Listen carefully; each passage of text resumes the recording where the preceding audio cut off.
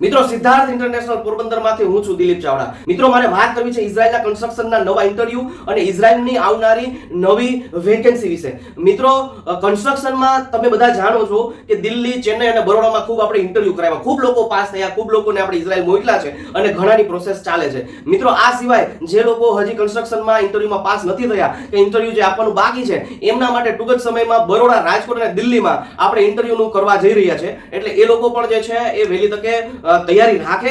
અને બીજી વસ્તુ જે નવી વેકેન્સીની મારે વાતચીત કરવી છે મિત્રો, ઇઝરાયલમાં નવી વેકેન્સીઓ જે છે જાહેર થઈ છે। કન્સ્ટ્રક્શનના helper, electrician, plumber, welder, fabricator એ નવી વેકેન્સીઓ જેન્ટ્સ માટે આવી રહી છે। અને આ સિવાય ફૂડ પેકિંગ મશીન ઓપરેટર અને કંપની પેકિંગ વર્કરની પણ 10 પાસ લેડીઝ અને જેન્ટ્સ જે નોર્મલ ઇંગ્લિશ જાણે છે એમના માટે જે છે આપણે નવી વેકેન્સી લઈ આવ્યા છે। ટૂંક જ સમયમાં પોરબંદરમાં આમના માટે નવી વેકેન્સી માટે આપણે શોર્ટ લિસ્ટિંગ કરશું અને જે લોકો શોર્ટ લિસ્ટિંગમાં સિલેક્ટ થશે એમના માટે ફાઇનલ ઇન્ટરવ્યુ ગુજરાતની કોઈ જગ્યાએ આપણે કરાવશું। ઇઝરાયલની આ બધી જ વેકેન્સીમાં 25 થી 44 વર્ષની વય મર્યાદા છે અને પાસપોર્ટ, જેમનો પાસપોર્ટ 2024, 25, 26 કે 27 માં પૂરો થાય છે એ લોકો વહેલી તકે જે છે પાસપોર્ટ રિન્યુ કરાવી લે।